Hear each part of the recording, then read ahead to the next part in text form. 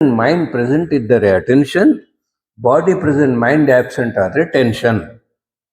ಗಾಡಿ ಓಡಿಸ್ತಾ ಇದ್ವಿ, ಮೈಂಡ್ ಎಲ್ಲೋ ಹೋಯ್ತು, ಏನಾಗುತ್ತೆ?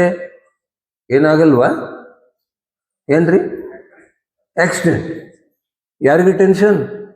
ಎಲ್ಲರಿಗೂ ಟೆನ್ಷನ್. ಅವನೊಬ್ಬನಿಗೆ ಅಲ್ಲ. ಅಷ್ಟೇ ಅಲ್ಲ, ಈ ಕಾಲು ಮುರಿದೋಗಿದೆ, ದುಃಖ,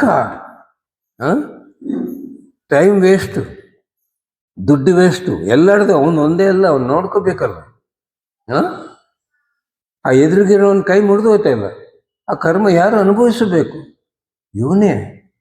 ಒಂದು ಕ್ಷಣ ಮನಸ್ಸು ಎಲ್ಲನ ಹೋದ್ರೆ ಏನಾಗ್ತಾ ಇದೆ, ಯಾರನ್ನ ಗಮನ ಮಾಡ್ತಾ ಇದ್ರೆ ಟೆನ್ಷನ್, ದುಃಖ, ಸಮಯ, ದುಡ್ಡು, ಹಾಳು, ನೋವು, ಕರ್ಮ ಅನುಭವಿಸಬೇಕು. ಡಾಕ್ಟರ್ ಹಾರ್ಟ್ ಸರ್ಜರಿ ಮಾಡ್ತಾ ಇದ್ದಾರೆ, ಎಲ್ಲೋ ಹೋಯ್ತು ಮೈಂಡ್. ಏನು ಡಾಕ್ಟರ್ ಏನು ಯೋಗ್ಯ? ಅವನ ಮನಸ್ಸು ಹೋಗುತ್ತೆ, ಏನಾಗುತ್ತೆ? ಆ ಪೇಷಂಟ್ ಸತ್ತು ಹೋಗ್ತಾನೆ. ಡಾಕ್ಟರ್ಗೆ ಟೆನ್ಷನ್ನೇ, ಯಾರಿಗನ್ನ ಹೆಸರು ಕೆಡಿಸ್ಕೋಬೇಕಂತ ಇರುತ್ತೆ, ಟೆನ್ಷನ್ನೇ. ಆ ಪೇಷಂಟ್ ಸತ್ತೋಗಿದ್ದಾನ, ಅದು ಮಾಡ್ರಲ್ವಾ? ಯಾರು ಅನುಭವಿಸ್ಬೇಕು ಆ ಕರ್ಮ? ಆ ಡಾಕ್ಟರ್ ಅನುಭವಿಸಬೇಕು. ಒಂದು ಕ್ಷಣ. ಏನ್ರಿ? ಕ್ಯಾಶಿಯರ್ ಕೌಂಟಿಂಗ್ ಮಾಡ್ತಾ ಇದ್ದಾನೆ, 500 ರೂಪಾಯಿ ನೋಟು, ಎಲ್ಲೋ ಹೋಯ್ತು ಮನಸ್ಸು. 10 ನೋಟು ಯಾರು ಹೆಚ್ಚಿಗೆ ತಗೊಂಡೋಗಿದೆ. ಬರೋ ಸಂಬಳ 50,000, 5,000 ನಷ್ಟ. ಏನ್ರಿ? ನಷ್ಟ ಆದರೆ ಟೆನ್ಷನ್ ಇರಲ್ವ? ಇಡೀ ಪ್ರಪಂಚ, ಕುಟುಂಬಕ್ಕೆ ದುಃಖ.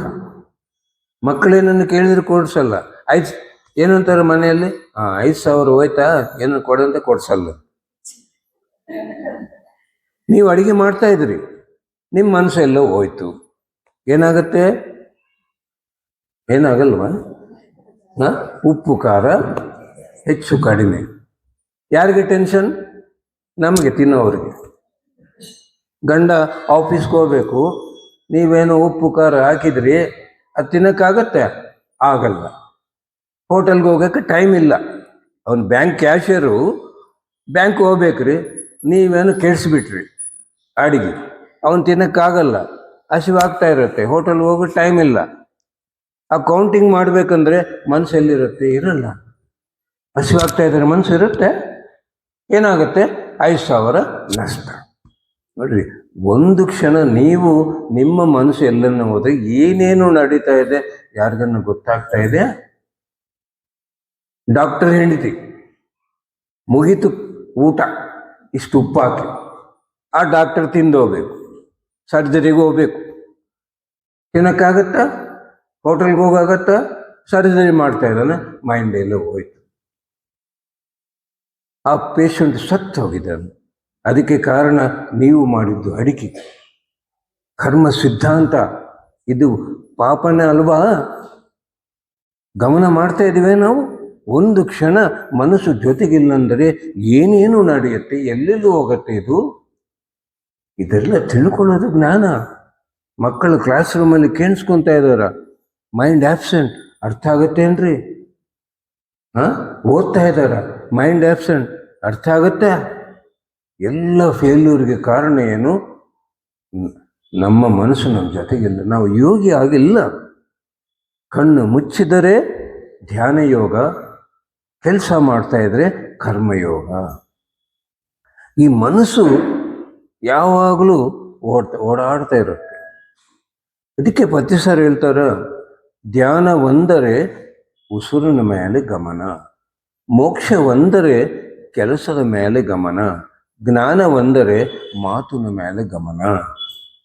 ಮನಸ್ಸ ವಾಚ ಕರ್ಮಣ. ಕಣ್ಣು ಮುಚ್ಚಿದ್ದೀವಿ, ಈ ಉಸಿರು ಮನಸ್ಸು ಒಂದಾಗಿರಬೇಕು. ಉಸಿರು ಗುರುಗಳೆಲ್ಲ ಹೋಗಲ್ಲ, ಮನಸ್ಸು ಹೋಗ್ತಾ ಇದೆ. ಕೆಲಸ ಮಾಡ್ತಾ ಇದ್ದೀವಿ, ದೇಹ ಮನಸ್ಸು ಒಂದಾಗಿರಬೇಕು, ದೇಹ ಎಲ್ಲಿ ಹೋಗಲ್ಲ, ಮನಸ್ಸು ಹೋಗ್ತಾ ಇದೆ. ಮಾತಾಡ್ತಾ ಇದ್ದೀವಿ, ಬುದ್ಧಿ ಮನಸ್ಸು ಒಂದಾಗಬೇಕು, ಬುದ್ಧಿ ಎಲ್ಲೂ ಹೋಗಲ್ಲ, ಮನಸ್ಸು. ನೋಡ್ರಿ, ಈಗ ಓಡಾಡ್ತಾ ಇರೋದು ಯಾರು? ಮನಸ್ಸು. ನಾವು ಧ್ಯಾನ ಮಾಡ್ತಾ ಮಾಡ್ತಾ ಮಾಡ್ತಾ ಹೋದ್ರೆ ಮನಸ್ಸು ನಿಂತುಕೊಳ್ಳುತ್ತೆ. ಮನಸ್ಸು ನಿಂತುಕೊಳ್ಳುತ್ತೆ. ಯಾವಾಗ ಮನಸ್ಸು ನಿಂತ್ಕೊಳ್ಳುತ್ತೋ ಬ್ರಹ್ಮರನ್ನ ತೆಗೊಳ್ಳುತ್ತೆ. ಅನಂತವಾದ ಶಕ್ತಿ ತುಂಬಿಕೊಂತೀವಿ. ಮೊದಲನೇ ಲಾಭ ಏನು? ನಮ್ಮ ಮನಸ್ಸು ನಮ್ಮ ಜೊತೆಗಿದ್ದರೆ ವಿಜಯ. ಎರಡನೇದೇನು? ಬುದ್ಧಿ ಕೆಲಸ ಮಾಡುತ್ತೆ. ದೇಹ ಮನಸ್ಸು ಬುದ್ಧಿ, ಹೌದಾ? ದೇಹ ಮನಸ್ಸು ಒಂದಾದರೆ ಮನಸ್ಸು ನಿಂತೋಯ್ತು, ಬುದ್ಧಿ ಕೆಲಸ ಮಾಡುತ್ತೆ. ಈ ಮನಸ್ಸಿಲ್ಲ ಇವಾಗ, ಬುದ್ಧಿ ಕೆಲಸ ಮಾಡುತ್ತೆ. ಮೂರನೇದೇನು? ಈ 5 ಸೆನ್ಸಸ್ ನಿಂತೋಗಿದೆ, 6th ಸೆನ್ಸ್.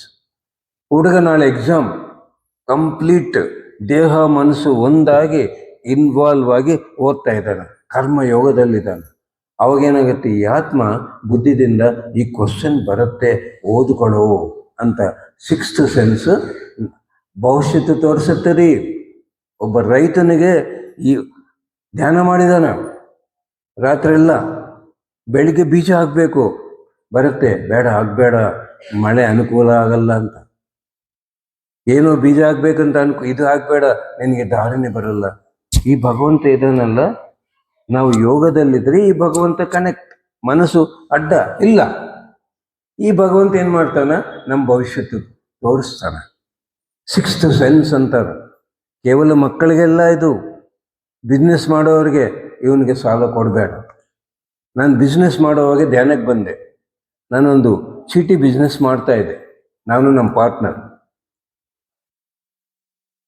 ಅದು ಲಾಟ್ರಿ ಹಾಕ್ತೀವಿ, ಯಾರು ಬಂದರೆ ಅವ್ರಿಗೆ ಕೊಡಬೇಕು. ನಮ್ಮ ಫ್ರೆಂಡಿಗೆ ಲಾಟ್ರಿ ಸಿಕ್ತು, ನನಗೆ ಬೇಡ, ಯಾರಿಗನ್ನ ಕೊಡು ಅಂತ. ಅವರು ಇಮೇಲ್ ಕಟ್ ಪೀಸ್ ಅಂತ ಬಟ್ಟೆ ಬಿಸ್ನೆಸ್, ಕ್ಲಾತ್ ಬಿಸ್ನೆಸ್, ಫುಲ್ ಕೌಂಟ್ರಲ್ಲಿ ಅಷ್ಟು ಬೆಳಿಗ್ಗಿಂದ ರಾತ್ರಿವರೆಗೆ ವ್ಯಾಪಾರ ಇರುತ್ತೆ. ನಮ್ಮ ಪಾರ್ಟ್ನರ್ಗೆ ಹೇಳ್ಕೊಟ್ಟಿದ್ದಾನೆ, ನಾನು 5,000 ಹೆಚ್ಚು ಕೊಡ್ತೀನಿ, ನಾನು ಕೊಡು. ನನಗೆ ಇಲ್ಲಿಂದ ಬೇಡ ಅಂತ ನೋಡಿದರೆ ಕೊಡಬೇಡ ಅಂತ ಅನಿಸಲ್ಲ, ಅಷ್ಟು ಬಿಸ್ನೆಸ್ಸು. ನಾನು ಇಲ್ಲಿ ಬಂದಿದ್ದೆಪ್ಪ ಒಳಗಿಂದ, ಬೇಡ ಅಂತ ಬೇರೆ ಹೋಗಿ ಕೊಟ್ರಿ. ಅದೇ ತಿಂಗಳ ಅವನು ಊರು ಬಿಟ್ಟು ಹೋಗಿದ್ದಾನೆ. 3.5 ಲಕ್ಷ ನನಗೆ ಬೆನಿಫಿಟ್ ಆಯಿತು.